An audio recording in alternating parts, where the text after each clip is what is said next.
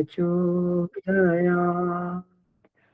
ओम गुरुर्ब्रह्मा गुरुर्विष्णु गुरुरेव महेश्वर गुरुरेव परब्रह्म तस्मै श्री गुरवे नमः।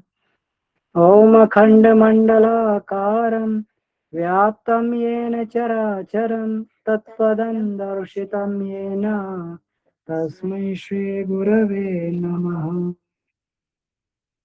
जी सभी को प्रणाम। तो आज हम लोग 21वीं सदी बनाम उज्जवल भविष्य, तो ये हमारा क्रांति धर्मी साहित्य, तो इसका हम लोग जो है ये आज ये पठन करने के लिए जा रहे हैं। विषय है प्रमाणिक तंत्र का विकास। तो आज के विषय की प्रस्तुति आदरणीय डॉक्टर के डी जोशी जी, जिनका जीवन खुद ही अपना एक क्रांतिकारी जीवन रहा है। तो मेरा निवेदन है कि आदरणीय डॉक्टर साहब से कृपया वाचन और सार प्रस्तुतिकरण हम सभी लोगों का मार्गदर्शन करें इस विषय पर। जी डॉक्टर साहब। प्रणाम भाई साहब। आज के अध्याय में सम्मिलित सभी साधकों को हमारा सादर प्रणाम। गुरुदेव का 21वीं सदी उज्जवल भविष्य भाग 1 का ये आखिरी चैप्टर है, तो जिसमें गुरुदेव बता रहे हैं हमको प्रामाणिक तंत्र का विकास किस तरह से होगा और किस तरह से करने के लिए उन्होंने प्रेरणा दी है। बराबर अपना 1990 तक गुरुदेव जब तक रहे, उन्होंने सब तरह से सब जगह हमारे भारतवर्ष में और विदेशों में भी कोशिश की कि गायत्री के केंद्र खुले और लोगों में इस तरह की भावना जागे, समाज सेवा को अपना उदाहरण, अपना खुद का पहले जीवन को सुधार करके समाज को सुधारने के लिए गुरुदेव ने जो जो 7 आंदोलन हमें बताए, अब यहाँ पर आज हमें बता रहे हैं कि प्रामाणिक तंत्र का विकास किस तरह से हुआ है और हो रहा है और होना चाहिए आगे।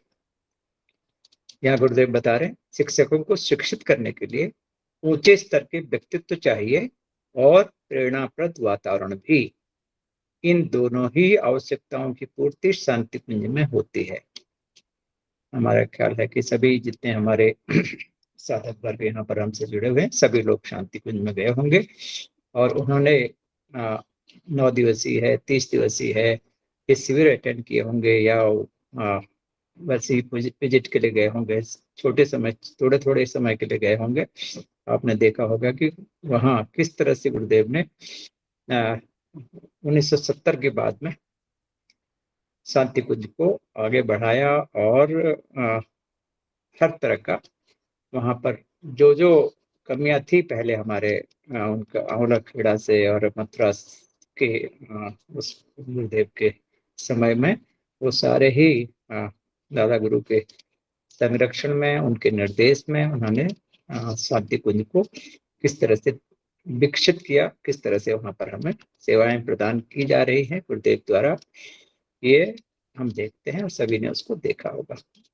ये बता रहे हैं कि ये ने दोनों ही आवश्यकताओं की पूर्ति शांति कुंज में होती है। शिक्षकों को शिक्षित करने की और ऊंचे स्तर के व्यक्तित्व के बारे में और प्रेरणाप्रद वातावरण भी जो है गुरुदेव कह रहे हैं कि शांति कुंज में आपको देखने को मिलता है। इस परिकर में प्रायः 500 व्यक्ति स्थायी रूप से रहते हैं। इनमें से अधिकांश ग्रेजुएट पोस्ट ग्रेजुएट स्तर के हैं।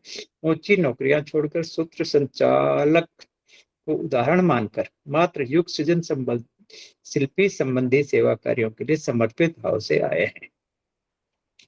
हम लोग देखते हैं वहां पर कितने हमारे सीनियर सिटीजन्स हैं जो रात दिन सुबह से कम 12 घंटे हमारे वहां पर सेवाएं देते हैं। किस तरह से उनका बिल्कुल सिंपल जो है दिनचर्या रहती है, किस तरह का उनका खान पान रहता है, उनका पहनावा रहता है। हम सभी लोग देखते हैं कि वो गुरुदेव के जो बताए हुए सूत्र थे उन पर चल करके हमें आज सभी सेवाएं गुरुदेव उनके द्वारा हमें प्रदान कर रहे हैं और हम सब उसका फायदा उठा रहे हैं। शरीर निर्वाह के लिए ब्राह्मणोचित साधन लेकर गुजारा चलाते हैं और उत्साह पूर्वक 12 घंटे काम करते हैं। इनमें से कई ऐसे हैं जो बैंक में जमा अपनी पूंजी से ही सारी व्यवस्था चला लेते हैं, वो आश्रम से कुछ नहीं लेते। यह अपने आप में एक अनोखा बिरला उदाहरण है। तो हमारे जितने भी शक्तिपीठ बने हैं, और शांति कुंज है, आवलखेड़ा है, मथुरा है, गुरुदेव ने शुरू में सब कुछ अपना लगा करके, कहते हैं बीज बोए, और उसका फल काटने के लिए उन्होंने जैसे बार बार हमको बताया है, कहा है। तो ये एक किसी आदि गुरुदेव ने जरूर शुरुआत की, लेकिन सभी लोग जितने भी आज हमारे परिजन हैं, जितने साधक हैं, उन सबके ही थोड़ा थोड़ा थोड़ा करके उनके अंशदान से और समयदान से ये कार्यक्रम चल रहे हैं। आप सभी इसको जानते हैं। कर्मठ और भावनाशील कार्यकर्ताओं की सर्वत्र कमी है, पर वे शांति कुंज को अनायास ही मिलते चले आ रहे हैं, जिनमें MD, MS, MTech, BIMS, MSc, PhD, LLM तरह के अनेक कार्यकर्ता हैं। शांति कुंज के संचालकों का व्यक्तित्व जिन्होंने निकट से हर कसौटी पर परख कर देखा है, उनका मन यही हुआ है कि ऐसे वातावरण में रहकर ऐसी कार्यशैली अपनाकर अपने को धन्य बनाना चाहिए। इन कार्यकर्ताओं द्वारा विनिर्मित वातावरण का भी प्रभाव है कि शिविरार्थी अपने जीवन क्रम में कायाकल्प जैसी स्थिति लेकर वापस लौटते हैं।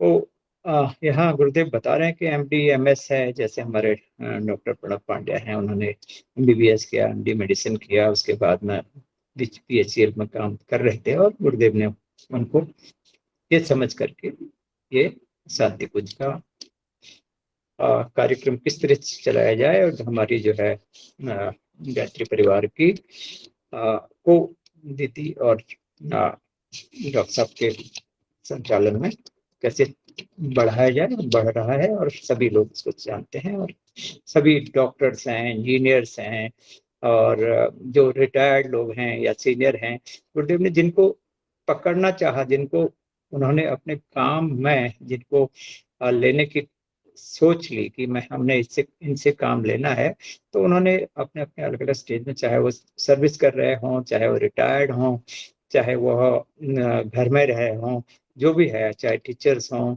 और किसी हर ग्रुप के लोगों को उन्होंने जहां भी गुरुदेव जाते थे वहां ये कह करके कि आपने ये मिशन के कार्यक्रम को चलाना है और आपको यहाँ आना है, और वो आते ही थे।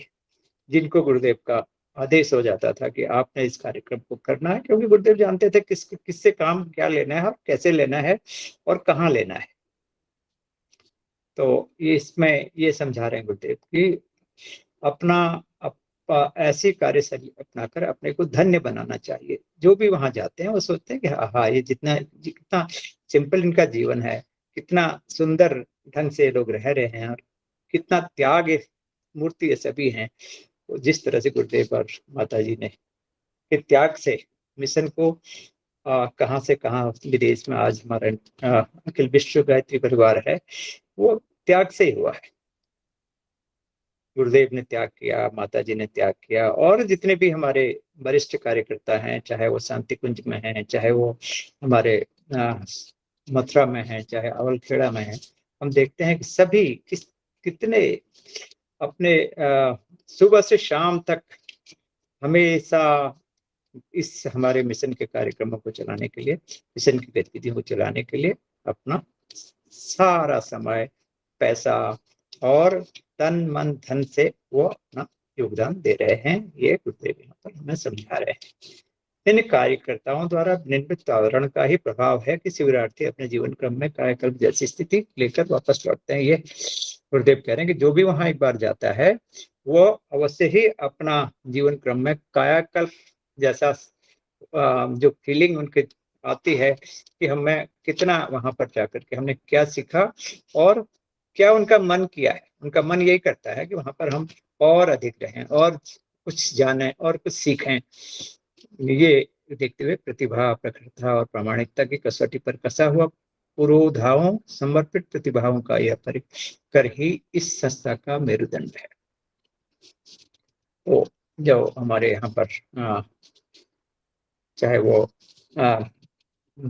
मेडिकल इसमें है, हमारा जो चिकित्सालय चल रहा है, वहाँ आयुर्वेदिक रिसर्च सेंटर्स चल रहे हैं और तरह तरह की चिकित्साएं वहाँ हो रही हैं। आपके शांति कुंज में है, और जो रिसर्चेज वहाँ पर हुई हैं वो सब जो है एक से एक ऊंचे स्तर के पढ़े हुए लोग जो कहा जाए, चाहे वो हमारे टीचर्स थे, चाहे वो इंजीनियर्स थे, चाहे वो आपके डॉक्टर्स हैं, या आपके जो है आध्यात्मिक क्षेत्र के लोग हैं, उन सबके ही प्रयास से निरंतर लगे रहने से ही ये हम इसको वहां पर विकास को देख रहे हैं। संस्था का मेरुदंड है, उनका यही कहा है कि वही लोग जो वहां पर रह रहे हैं, जो हमारे चाहे तपोभूमि में रह रहे हैं, चाहे अवलखेड़ा में है, चाहे शांति कुंज में है। यहाँ तो गुरुदेव शांति कुंज के बारे में बता रहे हैं, लेकिन हम देख रहे हैं कि सभी जगह गांव गांव नवयुग का अलग जगाने की आवश्यकता को समझते हुए 4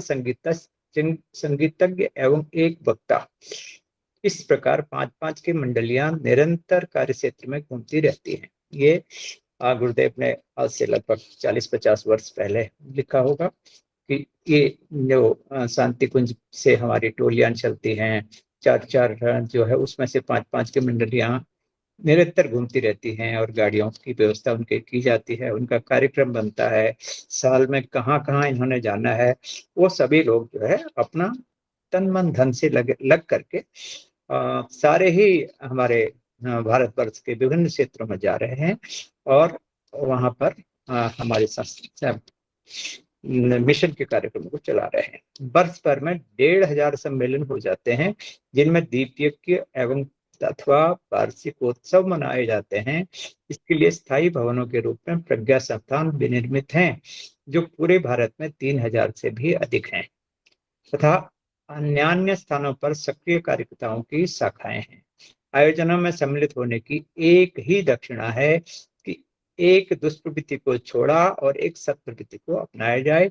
इस क्रम में हजारों लाखों लोगों ने अपनी बुराइयां छोड़ी और अच्छाइयां ग्रहण की हैं। हम लोग जिस तरह से हमारे साधक लोग यज्ञ करवाते हैं, वहां पर पूर्णाहुति जब होती है, वहां पर हम लोग इनसे जो यज्ञ में शामिल होते हैं उन लोगों से कहते हैं कि एक बुराई आपने छोड़नी है और एक अच्छाई को ग्रहण करना है। तो लाखों लोगों ने अपनी बुराइयां छोड़ी हैं और अपना जीवन जो है उन्होंने सफल किया है। गुरुदेव ये यहाँ पर बताने का हम प्रयास कर रहे हैं। मिशन से प्रभावित लोग न्यूनतम 1 घंटा समय 50 पैसा अंशदान प्रतिदिन देते रहते हैं। ये वही 50 साल पहले की बातें कही जाएंगी, जो 50 पैसा अंशदान वाली बात है। तो आज भी जो लोग हैं, चाहे वो 1 रुपया रोज रखते हैं, चाहे 10 रुपया रोज अपना मिशन के एक्टिविटीज के लिए अंशदान करते हैं, जो कर रहे हैं वो करते रहते हैं। और सभी जानते हैं, हम मानते हैं कि जो हमारे मिशन के जितने भी हम लोग साधक वर्ग हैं, वो सभी लोग ये कोशिश हर जगह कहते हैं, चाहे वो कोई हमारा आज प्रज्ञापीठ हो, चाहे हमारा जो बड़े संस्थान हैं, शांति कुंज हरिद्वार है, तपोभूमि है, आंवलखेड़ा है, सभी जगह अपने अंशदान से, अपने समयदान से और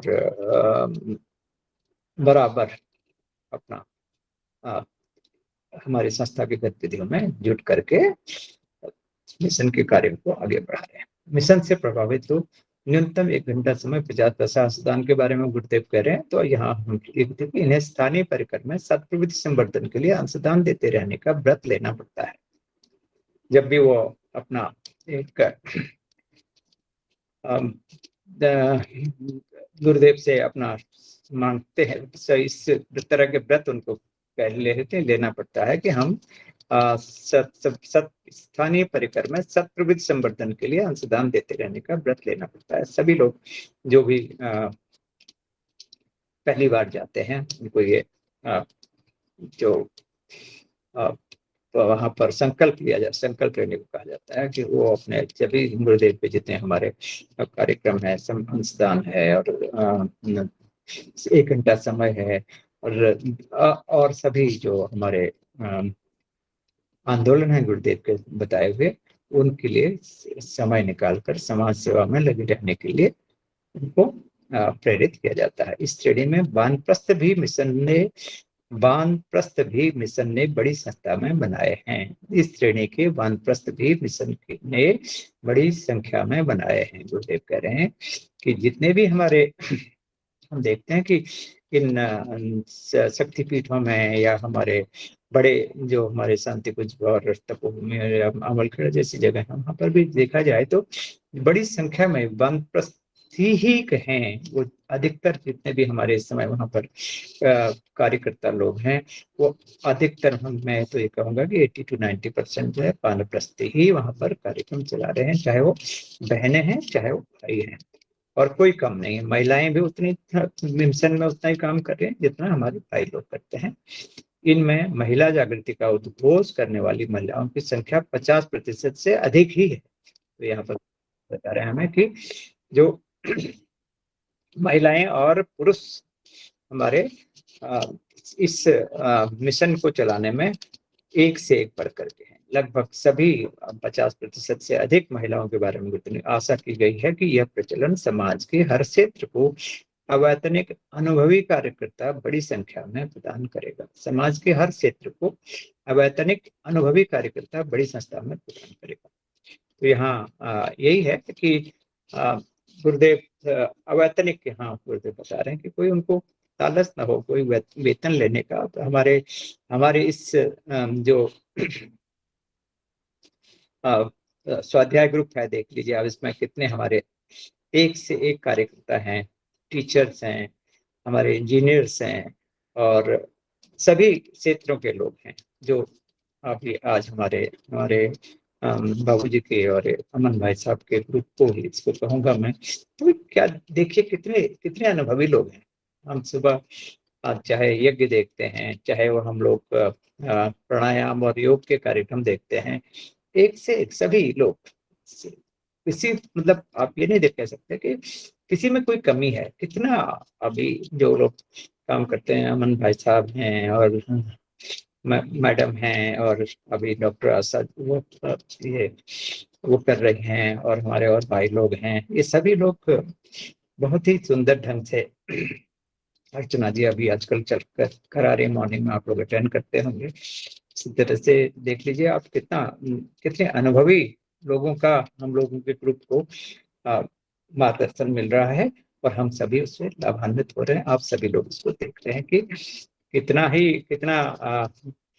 इस ग्रुप में ही हम लोगों के पास समाज को की गतिविधियों के लिए, समाज को बढ़ाने के लिए हम सबके अपना चाहे शारीरिक स्वास्थ्य है, चाहे मानसिक स्वास्थ्य है, चाहे आपका आध्यात्मिक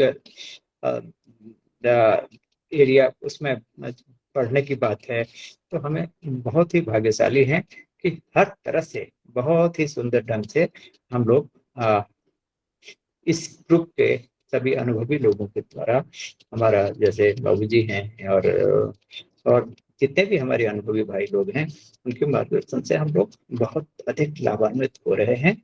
इसमें कोई बात ऐसी नहीं है कि हमें ये लाभ नहीं हो रहा है। इतनी बड़ी संख्या में लोग सभी वानप्रस्थ परंपरा के अंतर्गत ही उपजते विकसित होते थे। गुरुदेव पहले कह रहे हैं कि पहले भी जो हम लोगों को समाज सेवा करते थे और समाज में जितनी भी बुराइयां हैं उनके लिए उनका समाधान निकालने के लिए, और यहाँ तक कि गांव में, कस्बों में जो लड़ाई झगड़े होते हैं, आपस में लोगों के मनमुटाव होते हैं, उनके लिए भी कोशिशें की जाती रही है। चाहे उनमें कोई स्वास्थ्य की समस्याएं हैं, चाहे पर्यावरण संबंधी सेवाएं हैं, चाहे आप देख लीजिए कितनी हमारी जो है दहेज प्रथा है, कन्या भ्रूण हत्या है, इस पर कितना सुंदर ढंग से, और छोटे अभी बच्चों का आजकल देख रहे हैं कि जो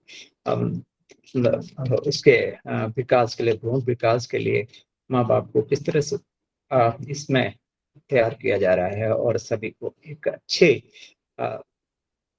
बच्चे के रूप में कहिए, चाहे वो समाज के ये यंगस्टर्स कहिए, चाहे अपने सीनियर सिटीजन्स कहिए, उन सब के लिए हर क्षेत्र में, हर जगह पर जो है उनको आगे बढ़ने के लिए, उनके परेशानियों को दूर करने के लिए, उनको उनके खुद के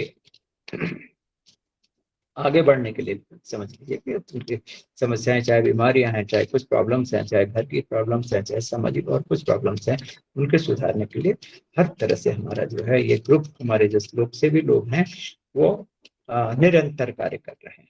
वो बचते विकसित होते थे, अपने मुद्दे करें, अपने उत्तरदायित्व सीमित रखकर अथवा उनसे निवृत्त होकर पूरे समय या सीमित समय के लिए वे लोक मंगल साधना हेतु निकल पड़ते थे। देव मानव गढ़ने वाली यह परंपरा पुनः जागृत की जानी चाहिए। गुरुदेव बता रहे हैं कि पुराने समय में जो लोग अपने घरों से निकल जाते थे, वानप्रस्थ हैं, समाज के लिए, समाज के मार्गदर्शन के लिए वानप्रस्थ परंपरा का अंतर्गत उनका यही है कि जो लोग अपने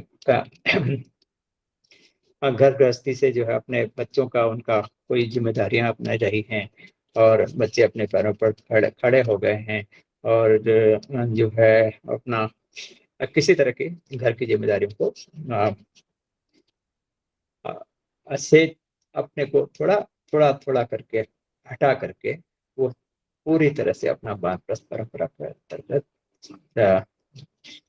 समाज के लिए अपना उत्तरदायित्व समझिए, सीमित रखकर, उनसे निवृत्त होकर पूरे समय का या सीमित समय के लिए लोक मंगल साधना हेतु निकल पड़ते थे।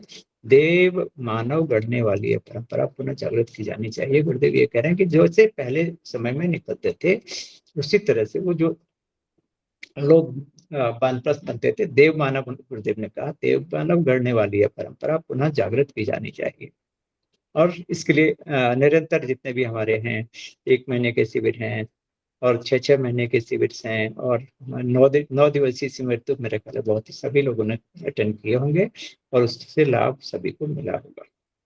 शांति कुंज में आर्थिक स्वावलंबन के लिए कुटीर उद्योगों के प्रशिक्षण की विशेष व्यवस्था बनाई गई है। स्वावलंबन से कुटीर उद्योगों की जो गुरुदेव बता रहे हैं, प्रशिक्षण की विशेष व्यवस्था आज तपोभूमि में भी चल रही है। पिछले काफी समय से हम देख रहे हैं वहाँ 6-6 महीने के कोर्सेज करके लोग अपने अच्छे कुटीर उद्योगों पर कहिए, अलग अलग तरह के पढ़ाई करके वो अपना काम कर रहे हैं।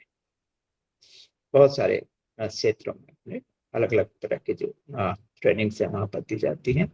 महिलाओं के अतिरिक्त आजीविका के पूरे परिवार को इतना सहारा देने, इसके द्वारा महिलाएं अतिरिक्त आजीविका से पूरे परिवार को इतना सहारा देने लायक प्रयत्न करती हैं कि घर का एक व्यक्ति निरंतर समाज निर्माण के कार्यों में लगा रहे। तो यहाँ गुरुदेव बता रहे हैं कि इनके द्वारा महिलाएं अतिरिक्त आजीविका से पूरे परिवार को इतना सहारा देने का प्रयत्न करती हैं कि घर का एक व्यक्ति, यहाँ गुरुदेव ने महिलाओं के ही योगदान को बताया है कि वो इतना प्रयत्न करें कि घर का एक व्यक्ति निरंतर समाज निर्माण के कार्यों में लगा रहे। तो यहाँ इस पैरा में आप देखिए कि गुरुदेव ने महिलाओं को ही इसका जो है श्रेय दिया है कि लोग समाज निर्माण के लिए, कार्यों के लिए एक व्यक्ति कम से कम परिवार का उसमें लगा रहे। ऊपर की पंक्तियों में संक्षेप में उन संभावनाओं की व्याख्या की गई है एवं जिनने अनेकों को प्रेरणा दी है। अब आज हम देख रहे हैं कि जैसे हमारे अमन भाई साहब हैं, नीलम जी हैं, उनके छोटे छोटे बच्चे भी देख रहे हैं आप, वो भी हमें सुबह प्राणायाम और योगा की क्लासेस को कराते हैं कितना सुंदर ढंग से। और मैं अभी हमारे भाई साहब का जो क्षेत्र है जहाँ इनका गांव है, वहां पर भी विद्यालय चल रहा है, वहां भी हम देखते हैं कि कितना सुंदर ढंग से सभी बच्चों का डेवलपमेंट हो रहा है। वो एक हम कहेंगे कि हजारों की संख्या में हमको जो है एक समाज के लिए, एक बहुत समाज को नई दिशा देने के लिए, और कहिए हम उन बच्चों को भी अगर हम अपना आज उनकी नींव अच्छी बना लेते हैं तो हमें आगे चल के वो आप देखिए, एक कोई समाज में बुराई लेकर के बच्चा आगे बढ़ता है, माना कोई व्यसनी हो जाता है, बीड़ी सिगरेट पीता है, या कोई किसी और किस्म के व्यसन करता है, तो एक के बाद एक बच्चा सैकड़ों को व्यसनी बनाता है। अगर हमारे पास में ये बच्चे हो जाएं, ऐसे बच्चे इकट्ठे हो जाएं, जैसे हम देख रहे हैं कि छोटे छोटे विद्यालयों में, और इन बच्चों को इस तरह से ट्रेनिंग दी जा रही है सुबह से दिन तक, शाम तक, कि वो एक उदाहरण बनते चले जा रहे हैं। एक हमारे समाज की, मैं कहूँगा कि नींव तैयार हो रही है नए युग की, और नए युग निर्माण से हेतु जो है इसी तरह के कार्यक्रम। उदाहरण के रूप में कुछ समय पहले यहाँ अमन भाई साहब के गांव में भी गया था, वहां मैंने देखा कि बच्चों ने कितना सुंदर वहां पर उनके लिए प्रयास किया जा रहा है। कितने सुंदर ढंग से वो बच्चे सीखते हैं, यज्ञ में सम्मिलित होते हैं। आपने देखा होगा कई बार अमन भाई साहब और ये लोग, बहन जी नीलम जी और ये करा रहे हैं, तो छोटे छोटे बच्चे भी वहां पर जो है पीछे से सारा ही उन चीजों को दोहराते हैं, उन सारी एक्सरसाइजेस को करते हैं। और मंत्र जप में देख लीजिए उनको, आप हवन करते हुए देख लीजिए, और अम, और भी जितने भी वहां पर हम कहेंगे कि बहुत ही सुंदर ढंग से उनको ट्रेनिंग दी जा रही है, और उनको आगे समाज सेवा के लिए तैयार किया जा रहा है। संत बिनोवा कहते थे कि किसी संस्था को तभी तक जीवित रहना चाहिए जब तक जनता उनके कार्यों का मूल्यांकन करके समुचित सहयोग प्रदान करे। यदि सहयोग बंद हो जाए तो समझना चाहिए कि वहां लोक सेवियों की भावना व श्रमशीलता में कहीं त्रुटि आ रही है। तब अच्छा है कि उस तंत्र को बंद कर दिया जाए। अब यहाँ जो गुरुदेव ने आज कहा है कि प्रामाणिक तंत्र का विकास करने के लिए, तो विनोबा भावे जी का उदाहरण यहाँ पर गुरुदेव ने दिया है कि संस्था को तभी तक जीवित रहना चाहिए जब तक जनता उनके कार्यों का मूल्यांकन करके समुचित सहयोग प्रदान करे। कोई भी आदमी काम कर रहा है, जो आदमी संस्था चला रहे हैं, जो विद्यालय चला रहे हैं, अगर आपको, गुरुदेव का ये कहना है कि समाज आपके कार्यों को समझ रहा है, उनका मूल्यांकन करके आपको समुचित सहयोग प्रदान कर रहा है, तो वो कार्यक्रम चलते रहना चाहिए, वो संस्था को चलते रहना चाहिए। अगर आप ये देख रहे हैं कि जनता आपका सहयोग नहीं कर रही है और आपसे दूर होती जा रही है, तो गुरुदेव ने यहाँ पर ये कहा कि यदि सहयोग बंद हो जाए तो समझना चाहिए कि वहां लोक सेवियों की भावना व श्रमशीलता में कहीं त्रुटि आ रही है। तब अच्छा है कि उस तंत्र को बंद कर दिया जाए। तो समाज सेवा से रिलेटेड अगर हमारा कोई कार्यक्रम हम लोग कर रहे हैं, कहीं पर भी कर रहे हैं, अगर उसमें समाज सेवा हो रही है, तो उसको रिकॉग्निशन मिलती है। उसको हमारा जो है सारा समाज समझता है कि यहाँ से हमारे बच्चों को, यहाँ से हमको, और हमारे जो एरिया है उसका विकास के लिए कोई ना कोई रास्ता लग रहा है। सभी लोग उसका प्रयत्नशील हैं। यहाँ यहाँ पर यह है कि अगर नहीं मिल रहा, तो अगर हमारी कोई संस्था नहीं काम कर रही है, हम लोग उसमें आगे नहीं बढ़ पा रहे हैं, और लोक सेवियों की भावना श्रमशीलता के कहीं त्रुटि आ रही होते कह तो हमारा अच्छा यही है कि उसको बंद किया जाए। शांति कुंज ने अपने को इसी कसौटी पर कसे जाने के लिए आरंभ से प्रस्तुत कर रखा है। तो आप गुरुदेव हमें जिस तरह से बता रहे हैं कि शांति कुंज ने अपने को इसी कसौटी पर मतलब आपकी जो भी सेवाएं हो रही हैं, आपकी जो श्रमशीलता है, उसमें कहीं कोई कमी नहीं है। कहीं भी जो है, जहां भी जो भी है, वहां पर जितने भी हमारे वो हमारे वरिष्ठ नागरिक कहिए, चाहे वो लोक सेवी यहाँ के रूप में जो हमारे कार्य कर रहे हैं, जो भी हमारे टोलियां ले जा करके बाहर काम कर रहे हैं, तो उन सब में कहीं भी कोई कमी नहीं है, और निरंतर बढ़ते रहे। और हमारे जो है शांति कुंज के जितने भी हमारे गायत्री परिवार के परिजनों की संख्या निरंतर बढ़ती जा रही है, और अपने ही यहाँ भारतवर्ष में नहीं, विदेशों में भी हमारे कार्यक्रमों को सराहा जा रहा है। हमारी जो जितनी भी सेवाएं हैं, उनका लाभ सब जगह लिया जा रहा है। यहाँ की गतिविधियों का मूल्यांकन करने के उपरांत यदि समझें कि उनका ऐसी संस्था के लिए कुछ देना उचित है, तो बिना मांगे ही स्वेच्छापूर्वक कुछ देना, इसी आधार पर शांति कुंज की अब तक की प्रगति हुई है। और यदि आगे से बढ़ाना है तो उसका भी आधार यही होगा। यहाँ वही बात फिर से दोहराई जा रही है कि जो भी लोग हैं, हम एक बार वहां जाते हैं तो वहां के कार्य को देखते हैं, समझते हैं और ये देखते हैं कि उससे हमें क्या क्या हमारे अपने उत्थान के लिए कितना हमको वहां रास्ता मिल रहा है। और जिस तरह से शांति कुंज में ये किया जा रहा है, उस तरह से सभी जगह हो रहा है। सभी इसी आधार पर शांति कुंज की अब तक की प्रगति हुई है। शांति कुंज सभी जगह आप देख सकते हैं कि हमारा जो है आधार यही है कि बिना मांगे स्वेच्छा पूर्वक कुछ न कुछ देना, कुछ न कुछ अंशदान हम लोग करते रहते हैं। जितने भी हम लोग, मैं कहता हूँ साधक वर्ग है, वो सब जगह अपनी जो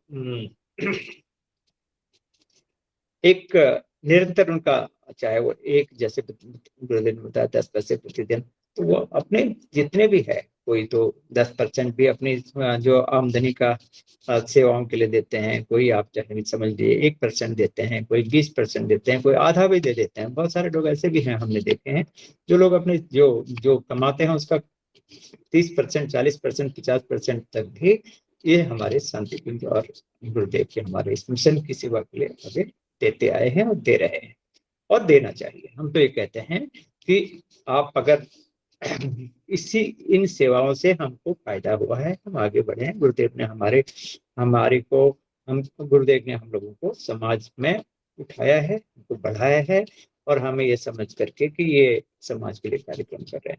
गुरुदेव कहते हैं कि आप मेरा काम करो, मैं तुम्हारा काम करूंगा।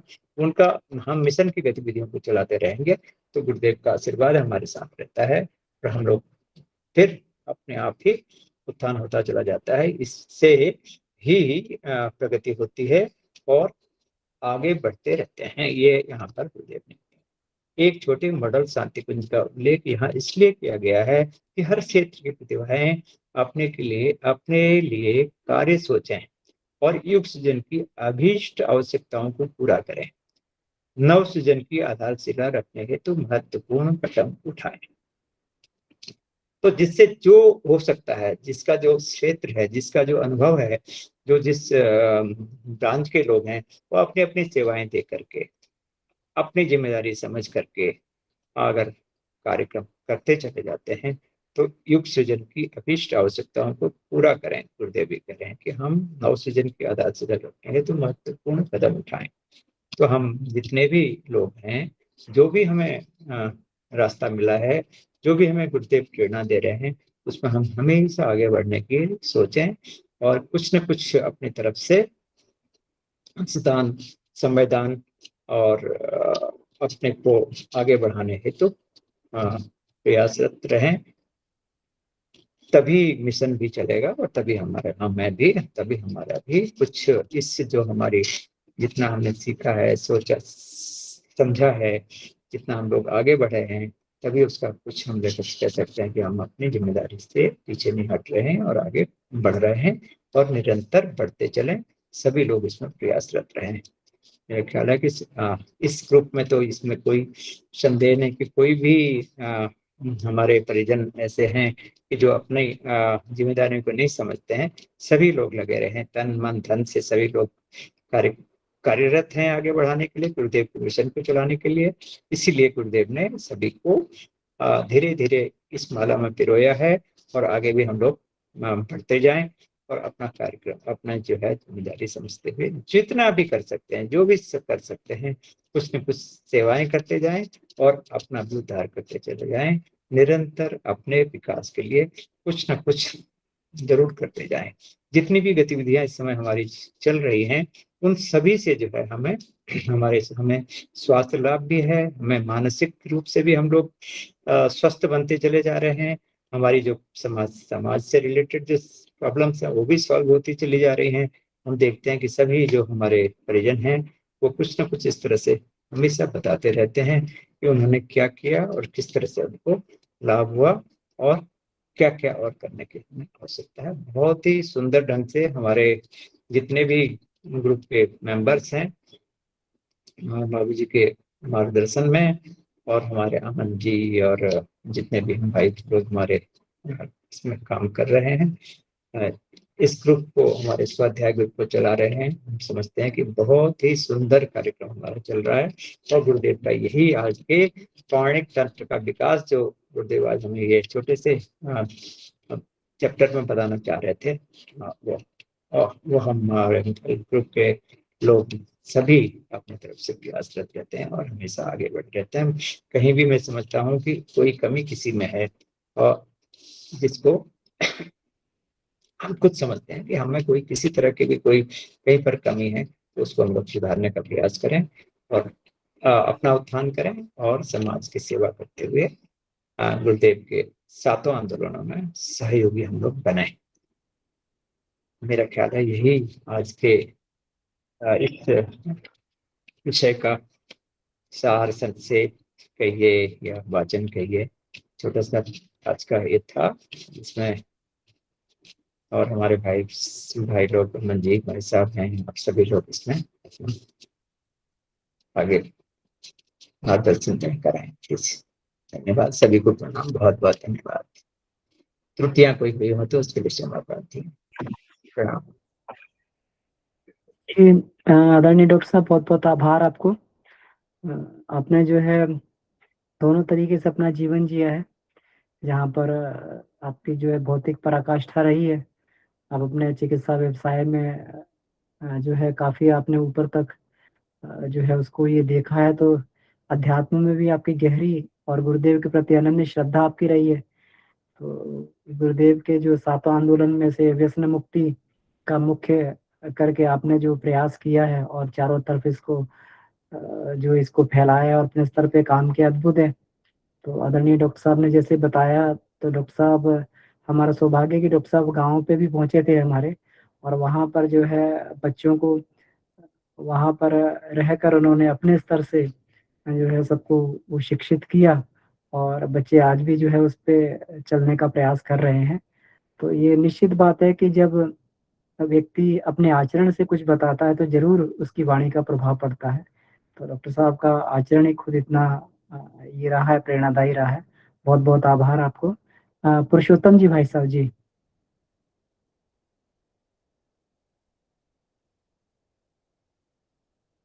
जी, आपका हैंड रेज़ है भाई साहब, आप अपनी बात को रख सकते हैं जी।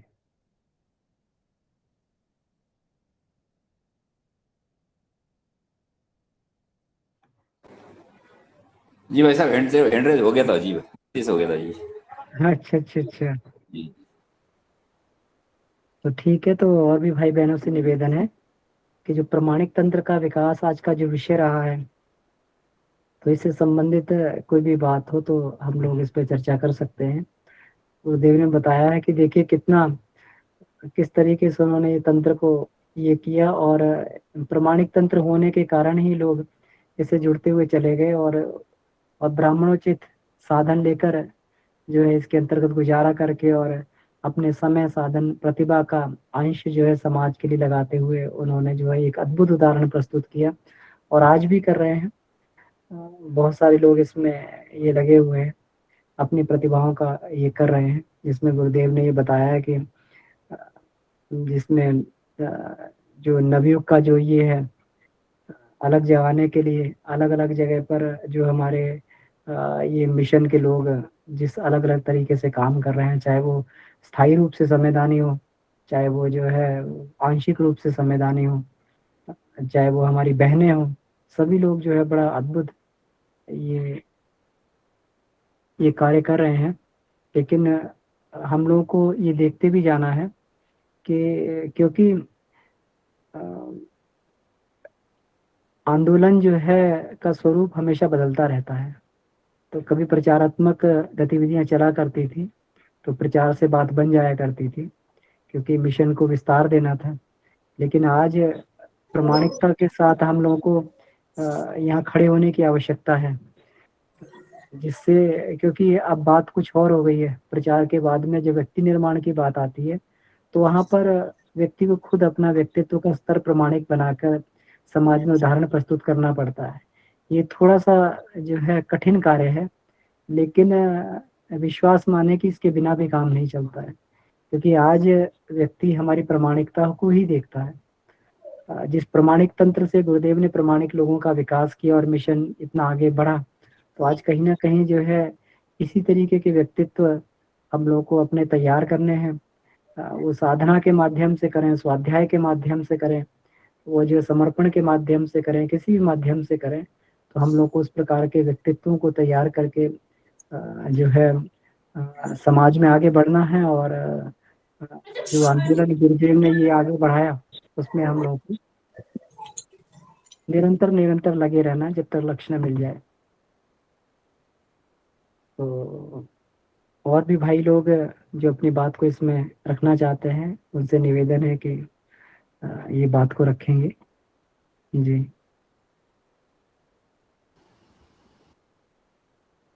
प्रणाम अमन भैया, बहुत दिनों से शंभू भैया को नहीं सुना है, तो शंभू भैया आपसे निवेदन है कुछ हम लोगों का मार्गदर्शन करें। ठीक है दीदी, प्रणाम सभी को, प्रणाम। हमारा ये शीर्षक है प्रामाणिक तंत्र का विकास। तंत्र तो बहुत होते हैं, अब बहुत से रहे हैं, नहीं गुरु जी का कहना है कि नहीं, प्रामाणिक होना चाहिए। प्रामाणिक तंत्र, आवाज मिल रही है? जी जी बहुत भैया सुंदर जी, आवाज आवाज आ रही है। हाँ, तो ये बोलिए। शीर्षक में सबसे महत्वपूर्ण बात यही बताई जा रही है, हमको समझ में आया है कि तंत्र संस्थाएं बहुत है, लेकिन हमारी प्रामाणिकता कितनी है, कितने प्रमाणित हम हैं, इस पर ध्यान देने की आवश्यकता है।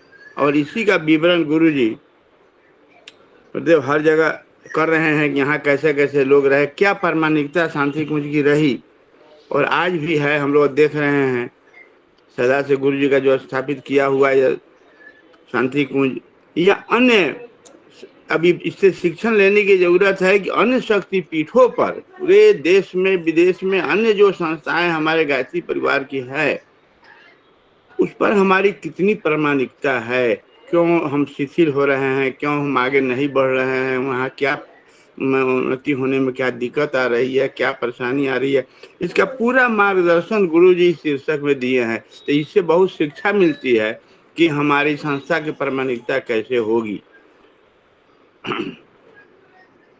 कैसे कैसे लोग उसमें रहे हैं, रहते आए हैं। गुरुजी सभी बातों को बता रहे हैं और यज्ञ के बारे में बता रहे हैं कि यज्ञ जो कैसे कैसे यज्ञ हुए, और यज्ञ की दक्षिणा की सबसे महत्वपूर्ण बात है कि यज्ञ की दक्षिणा के बारे में गुरुजी लिखे हैं कि दक्षिणा मूल रूप से आज भी है, ये बात आज हो रही है, हम लोग वही भी कर रहे हैं कि ये के सत्प्रवृत्ति का एक बुराई को धारण करना, एक बुराई को हटाना और एक अच्छाई को ग्रहण करना, सबसे बड़ा दक्षिणा यज्ञ का यही होता है। ये तो हम लोग समझ रहे हैं और यही प्रामाणिकता है कि इसकी आधार है कि हम इस यज्ञ को, इस संस्था को आगे कैसे अच्छे से अच्छे ले जा रहे हैं। और विनोबा जी जो बात कहे हैं, ये भी बहुत मार्के की बात है कि जब हमारी संस्थाओं में अगर सहयोग की राशि नहीं आ रही है तो हमें आत्मचिंतन करना होगा। संस्था के आयोजकों को, संस्था के सदस्यों को, कि क्यों हम कहाँ पीछे हैं, कहाँ हमारी त्रुटि हो रही है, कहाँ हम डाउनफॉल में जा रहे हैं, ताकि हमारी ये संस्था में ये जो सहयोग प्रदान होता था वो सहयोग बंद हो गया है। गुरु जी इस शीर्षक से बहुत सारी व्यवहारिक बातों को बताया है कि हम कैसे अपनी संस्था को प्रमाणिक बना सकते हैं, कैसे कर सकते हैं। जी भैया प्रणाम, बहुत बहुत आभार।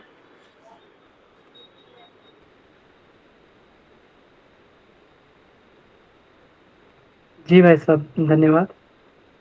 बिल्कुल सही बात है, प्रामाणिकता हमें बनाते रहना पड़ेगा और बनाते चलना पड़ेगा, क्योंकि जो आगे बुद्धिजीवी वर्ग जो आगे है, जिसको गुरुदेव ये कह रहे थे कि समाज में मूर्धन्य और लोग हैं जो बुद्धिजीवी वर्ग हैं, इनको प्रामाणिक तंत्र के साथ में ही जोड़ा जा सकता है, व्यवस्थित और प्रामाणिक तंत्र के साथ में ही जोड़ा जा सकता है, तभी इनकी सेवाएं ली भी जा सकती हैं।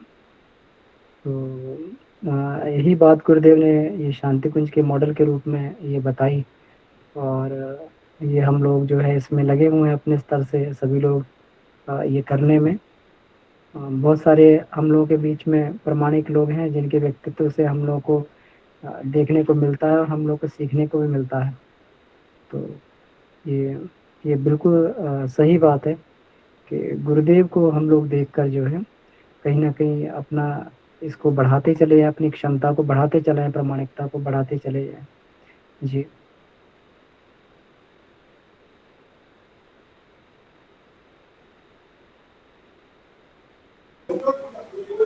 पुरुषोत्तम जी भाई साहब। जी भाई साहब, जी शंभू जी ने जो अभी कहा एक सरसा सत्य बात है। हमारा मिशन पूरा प्रामाणिकता के आधार पर ही खड़ा है, ये है ही। और प्रामाणिकता हो ही भी क्यों नहीं, क्योंकि पूरा समाज, जब भी हम समाज में काम करने निकलते हैं तो फिर पूरा समाज हमारे ऊपर दृष्टि रखता है कि इनका व्यक्तित्व कैसा है, ये क्या काम करते हैं। तो जब हम लोग शुरू शुरू में यज्ञ कराने जाते थे 80 85 से 90 के बीच में, तो उस समय जब रसीद बनाते थे तो लोगों को बड़ा आश्चर्य लगता था। बोले आप यज्ञ का पैसा नहीं लेते? तो हम ये कहते थे, बोले नहीं, अब ये जितना भी पैसा है ये सब शक्तिपीठ पे जाएगा, हम लोग केवल अपना समय दान देते हैं और बस उसी से ये लोग हम काम करते। तो उनको बड़ा आश्चर्य होता था, बोले ऐसा भी होता है क्या, कोई बिना दक्षिणा के बिना पैसे के यज्ञ कराते हैं क्या? तो नहीं, अब हम पैसा नहीं लेते। तो ये जो प्रामाणिकता है हमारे मिशन की, ये बड़ी गजब की उस समय एक प्रवाह चला उस समय। तो और जितने भी कार्यकर्ता ने जो काम किया है मिशन का, उसी प्रामाणिकता के आधार पर ये मिशन खड़ा हुआ है। तो ये बात सत्य है। अब ये है कि हमारी प्रामाणिकता लगातार बढ़ती रहे, क्योंकि जितनी अपेक्षा गायत्री परिवार से शायद और किसी भी मिशन से अब लोगों को नहीं रही है। क्योंकि एक तो निशुल्क हम लोग काम करते हैं, समय दान भी देते हैं, अपना पैसा भी लगाते हैं, अपना समय भी लगाते हैं। तो फिर लोगों को लगता है कि नहीं, इनसे बढ़िया प्रमाणित व्यक्ति कोई हो नहीं सकता। इसलिए जिम्मेदारियां हमारी और ज्यादा बढ़ रही है, समाज हमसे ज्यादा अपेक्षा करने लगा है हर क्षेत्र में। कोई भी बात होती है तो समाज ये चाहता है कि गायत्री परिवार के व्यक्ति अगर इसमें आ जाते हैं तो वो लोग बड़े प्रामाणिकता से काम करते हैं, भ्रष्टाचार नहीं करेंगे, घूस नहीं लेंगे और अपना काम बड़ा समय से प्रामाणिकता के साथ करेंगे। हर चीज उनके जीवन में देखी जाती है, समय प्रबंधन से लगा करके, आर्थिक प्रबंधन से लगा करके। तो ये हर चीज जो प्रामाणिकता आई है, ये हमारे गुरु को हमने जिस तरह से देखा है, और गुरु जी ने जो अपेक्षा रखी है, अब गुरु जी की जो अपेक्षा उनके गुरु, हमारे गुरु ने पूरी करी। तो अब जब हम अब उनके शिष्य हैं तो उनकी जो अपेक्षा है अपने अंग अवयवों से, उन अपेक्षाओं को हम कितना खरा उतर पाते हैं उन अपेक्षाओं के ऊपर, वो जरूरी हो गया है। क्योंकि जब गुरुजी ने पूरा समर्पण करके अपने गुरु की सारी बातों को माना है, तो हम भी उस प्रामाणिकता के आधार पर, अपने गुरु के उस प्रामाणिकता के आधार पर अगर हम जीवन जीते हैं तो फिर गुरु कहते हैं ना कि गुरु फिर खुश हो जाता है। जो विज्ञानमय कोश वाली बात जो है कि भाई विज्ञानमय कोश में आ गया व्यक्ति तो फिर अपना गुरु खुश हो जाता है कि अब ये इसका कैरेक्टर यहाँ से नीचे नहीं जाएगा। तो मेरे को लगता है कि जो प्रामाणिकता वाली बात है वो अक्सर सत्य है। और जितनी प्रामाणिकता, हम घर से जैसे ही निकलते हैं तो आस पड़ोसी नहीं, पूरा समाज हमको ये देखता है और उसी को देख करके लगता है। तो गुरुजी ने तो हमसे इच्छा ये प्रकट करी कि भाई हमारा व्यक्ति जो है वो चलता फिरता शक्तिपीठ बने।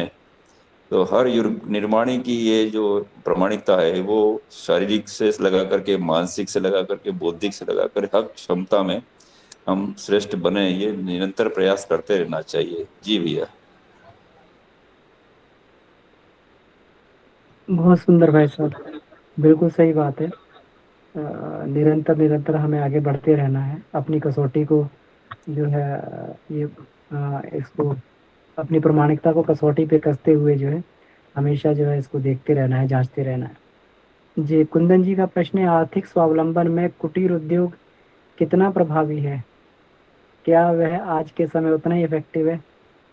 जी भैया, पॉपुलर कुटीर उद्योग फिर पॉपुलर हो रहा है। पहले थोड़ा सा ये ये होने से जो है बड़ी बड़ी इंडस्ट्री और ये होने से इसमें आया, लेकिन फिर अब लोग कुटीर उद्योगों की तरफ वापस बढ़ रहे हैं भैया।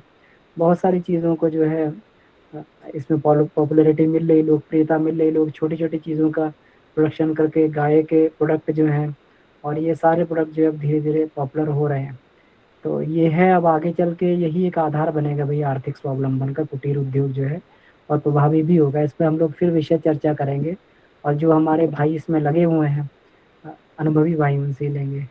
मेरी हृदय से इच्छा थी कि राजेश भैया आज कुछ कहें, तो मुझे लगता है कि बिल्कुल उनके हृदय तक मेरी बात पहुँची है। जी भैया। जी भैया प्रणाम।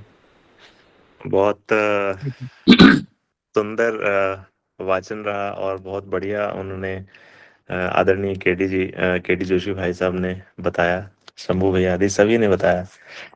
भैया बड़ा ही मतलब आज का जो सब्जेक्ट है गुरुदेव को बड़ा टची सब्जेक्ट है। मतलब मैं बहुत आज इसको पढ़ भी रहा था, 2-3 बार पढ़ा एक लाइन को ही।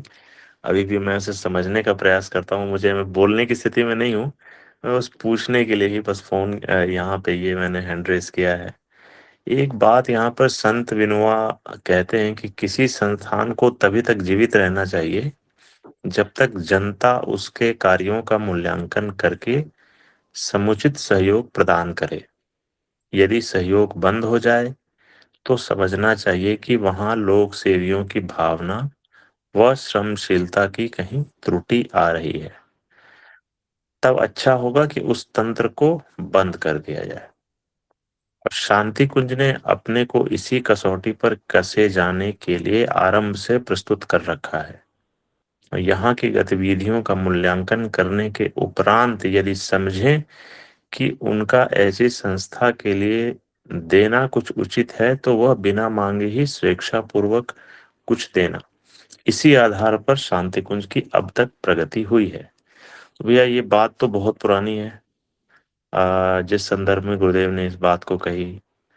और एक बड़ा विराट परिवार, विहंगम गायत्री समा मतलब परिवार, और हम सब लोग जो पीढ़ियों के बाद ये पहली पीढ़ी, मैंने अपने पिताजी माताजी को देखा, मतलब उनके बाद से हम लोग उस प्रकार से नहीं इस मिशन के काम में कभी जुड़ पाए भैया, जैसे मम्मी पापा लोग करते थे। फिर हमारी पीढ़ी, गुरुदेव का कुछ न कुछ वो बचपन से सुनते हुए आते, तो ये बात जगी कभी, तो फिर खड़े हुए और कुछ करने का हम लोग दुस्साहस कर रहे थे।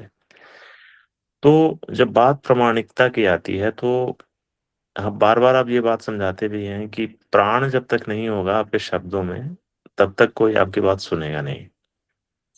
और हम सब लोग तो ये सब सुनी सुनाई बातें ही जो आपसे सीखते हैं या किताबों से, या जो यहाँ के स्वाध्याय में कुछ थोड़ा बहुत ज्ञान प्राप्त होता है तो किसी से कहने का प्रयास करते हैं, तो लोग मतलब उस बात को उतने प्रामाणिक तरीके से आत्मसात नहीं करते या ग्रहण नहीं करते उस चीज को। तो निश्चित रूप से कहीं ना कहीं हम लोग तो उस स्तर के हैं ही नहीं कि अपनी बात अगले के दिमाग या दिल तक पहुंचा दें, और ना ही अपने पुरुषार्थ में वो प्रबल सामर्थ्य है कि उसको देख के भी कोई प्रेरित हो कि भाई साहब आप क्या करते हैं जरा हमें भी बताएं। तो यहाँ पर भैया संस्था के दृष्टिकोण से गुरुदेव की एक व्यवस्था है जो वो सूक्ष्म रूप से कर रहे हैं, वो तो एक अलग बात है। पर व्यक्ति निर्माण के रूप में जो हम सब साधक हैं, हम लोग साधना से जुड़ के भी, साधक होके भी निरंतरता 15-20% लोगों में ही हो पा रही है। और हम सब बाकी लोग जैसे नहीं होते कि वो रस्सी छूटी छूटी छूटी, फिर पकड़ो पकड़ो पकड़ो, फिर छूट जाती है, फिर पकड़ो पकड़ो पकड़ो, पकड़ के रखो तभी पार होंगे, नहीं तो फिर छूटी जा रही है। तो ये स्ट्रगल भैया बहुत जबरदस्त है। और कभी भी नहीं लगता, एक समय भी ऐसा नहीं लगता कि कहीं भी साधना हो रही है 1% भी। तो ये कहाँ से आता है भैया? ये आप लोग जैसे मतलब वो तो बनना इस जन्म में शायद बहुत ही मुश्किल है, लेकिन ये आती कहाँ से ये चीज है कि गुरुदेव का जो ये विश्वास है कि मेरे जाने के बाद भी शांति कुंज की प्रामाणिकता और इसके साधकों को लोग देख करके युग निर्माण का सत्संकल्प लेकर के चले हैं और पूरी सृष्टि को बदलने का हम लोगों ने शपथ लिया हुआ है। तो ये कैसे होगा भैया? थोड़ा मार्गदर्शन आप करें।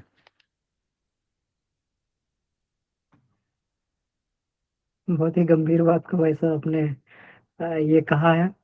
तो देखिए, पहली बात तो ये चीज़ आती कहाँ से है ना? तो ये तो एक प्रवाह है भैया। ये प्रवाह चलता रहता है, हम लोग इस प्रवाह में बहते रहते हैं। अब निरंतरता और ये सारी बात है, तो देखिए ये सब कोई भी व्यक्ति जो है प्रयास से ही पैदा करता है ना। वर्षों के प्रयास से कभी जाके जो है धीरे धीरे धीरे धीरे शनै शनै चल के जो अभ्यास में चीजें उतरती हैं। हम लोग ये देखें कि हमें जो है ग्रेजुएशन करना था, तो ग्रेजुएशन से पहले कितनी मेहनत करनी पड़ी। कम से कम 12-14 साल हमने पढ़ाई की, तब जाके ग्रेजुएशन में पहुंचे। तो 14 साल का समय तय किया हम लोगों ने। तो साधना भी है, इसकी भी स्टेज है ना। तो पहली स्टेज इसकी ये होती है कि हम लोग जो है पहले अपने इसमें जो हमारी संध्या कालीन ये है, तो इसमें हम लोग नियमितता बनाए। फिर उसके बाद में छोटे मोटे अनुष्ठान करके अपनी जो है संकल्प बल को बढ़ाएं। फिर उसके बाद में आगे चल के जो है धीरे धीरे करके बढ़ती चली जाती है। और यही एक पथ भी है भैया, अभ्यास ही एक पथ है, इसके अलावा कुछ भी नहीं है। हम लोग अभ्यास ही आगे बढ़ते हैं। तो ये हमेशा समस्याएं रहती हैं, चित्त के विक्षेप आते रहते हैं। देखिए बार बार जो है वो योग दर्शन में हम लोग ये चर्चा कर रहे हैं कि मूड चित्त की अवस्था, मूड है, क्षिप्त है। कम से कम मूड और क्षिप्त से तो हम लोग बहुत ऊपर आ गए हैं, है ना। जब किसी को कुछ बात कहने पर कुछ समझ ही नहीं आ रही, वो स्थिति तो नहीं है हमारी, और क्षिप्त भी नहीं है।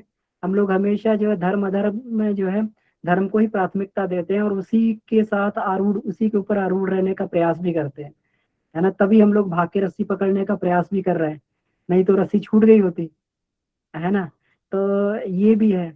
अब विक्षिप्त अवस्था में हम लोग हैं, थोड़ा सा कहीं कहीं विक्षेप आता है तो व्यक्ति नीचे जो है चला जाता है, लेकिन फिर जो उसको पकड़ने का प्रयास करता है। और इसी विक्षिप्त से धीरे धीरे जो है जब ये विक्षेप भी व्यक्ति के समाप्त हो जाते हैं, तो फिर वो एकाग्र अवस्था आ जाती है कि व्यक्ति अपनी लाइन में चलता रहता है। थोड़ा बहुत उसके अंदर जो है कभी कभी संस्कार उपज के और थोड़ा सा उसके अंदर ये पैदा करते हैं, लेकिन वो उसके कार्य में विक्षेप नहीं पैदा कर पाते। तो भैया ये बिल्कुल एकदम जो है एक यात्रा है, और हम सभी लोग इस यात्रा से गुजरे हैं, जितने भी लोग हैं और गुजर रहे हैं। ऐसा नहीं है कि हम लोग इतना पहुंच गए या फिर ये। तो ये स्थिति जो है उसी तरीके से हम लोग को प्राप्त हुई है, अभ्यास कर करके, इतने वर्षों के अभ्यास से। तो जैसे जैसे इसमें आगे बढ़ते जाएंगे भैया, तो ये सबके साथ में ये चीज आएगी, सबको अनुभव मिलता जाएगा, और ये हम लोग आगे बढ़ते जाएंगे, इसमें अपनी स्थिति अच्छी होती जाएगी। जी भैया। बहुत बहुत धन्यवाद भैया वीरेंद्र जी भाई साहब। आज मैं प्रणाम निवेदित करता हूँ भैया को कि आपका भी कुछ मार्गदर्शन प्राप्त हो भैया। कुछ स्ट्रेट एकदम आप बता देते हैं कोई चीज। जी जी भैया, सभी साथियों को प्रणाम। आपको भैया बहुत बहुत प्रणाम। बहुत दिनों में आपको देखने को मिलते हो, एक तो दिख से रहा करो कम से कम, है ना। मैं बाकी सुनता रहता हूँ भैया पीछे से। बात समस्या भी सुलझ जाएंगी, पर कम से कम दिखते तो रहा करो, अच्छा लगता है। भैया आपकी पीड़ा बिल्कुल जायज है और बिल्कुल वाजिब भी है, लेकिन भैया रास्ता भी इसी पीड़ा से निकलेगा। समझिए कि पीड़ा उठी इसलिए रही है कि अंदर कहीं क्षमता है रास्ता निकालने की, लेकिन जो भौतिक मन है वो कहीं आवरणों से ढके हुए है, इसीलिए पीड़ा निकल नहीं पा रही है बाहर को। और जिस दिन भी उस आवरणों को हटा लेंगे ना, उस दिन आनंद आ जाएगा। वो उतना ही काम करना है। अमन भैया बिल्कुल सटीक बता रहे हैं कि नियमितता बनानी है। एक चीज ये समझ सकते हैं कि किसी भी बात को हम तत्व से समझें और गहराई तक जाएं, फिर उसमें तो भैया वहीं से रास्ता निकल के आ जाता है।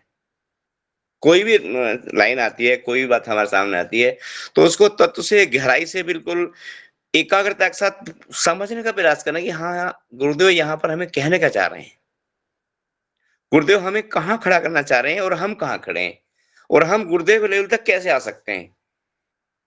तो भैया संभव है, ऐसी बात नहीं, संभव असंभव नहीं है। फिर सबसे बड़ी बात यह है कि हमारे पास प्लस पॉइंट सबसे बड़ा ये है कि गुरुदेव जैसी महासत्ता हमारे पीछे खड़ी है, हमारा हाथ पकड़ के आगे बढ़ाने के लिए। वो ये कहती तू आगे तो बढ़ कम से कम। और विश्वास करिए भैया इस बात में है, गुरुदेव बिल्कुल पीछे खड़े हैं। हमने खुद अपने जीवन में कितनी बार उनको महसूस किया है। सच्चाई ये है कि हम ही ढुलक जाते हैं, गुरुदेव कहीं पीछे नहीं होते। और गुरुदेव कहते हैं बेटा चल। अच्छा एक चीज पढ़ी मैंने बहुत पहले, एक सदवाक्य है गुरुदेव का कि हम संसार के साथ वैसी उदारता बरतें जैसी ईश्वर ने हमारे साथ बरती है। बहुत गंभीर वाक्य है ये। अब इसमें मैं एकदम सोच रहा था इस पे, तो फिर मुझे ऐसा लगा कि हाँ बात तो सही है।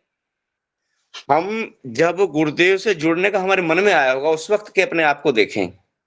आज हो सकता है हमें अधिकांश लोग या लगभग सभी लोग काफी अच्छी मानसिक, शारीरिक, आत्मिक स्थिति में हैं।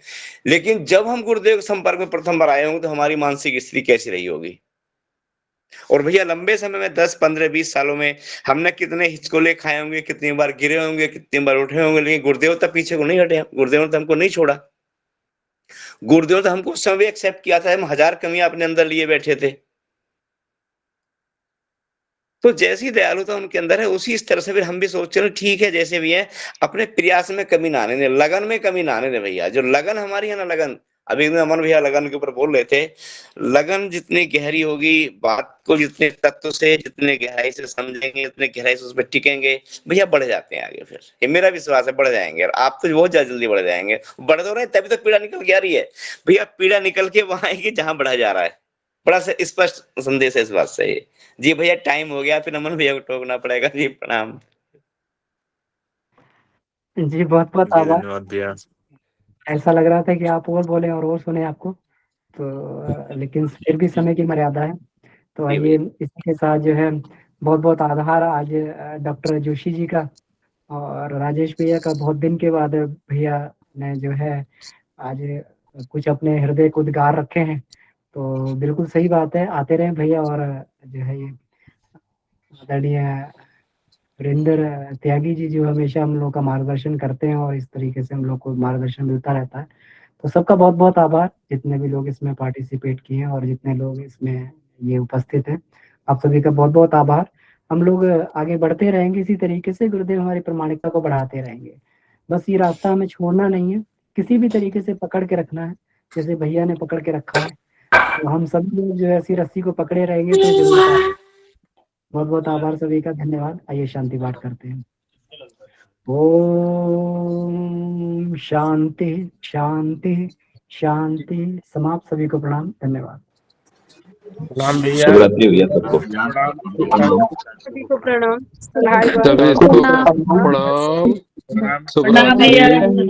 सभी वालों को प्रणाम। प्रणाम भैया। सभी को प्रणाम। प्रणाम भैया। सभी को प्रणाम। सभी भाई बहन को प्रणाम। शुभरात्रि। सभी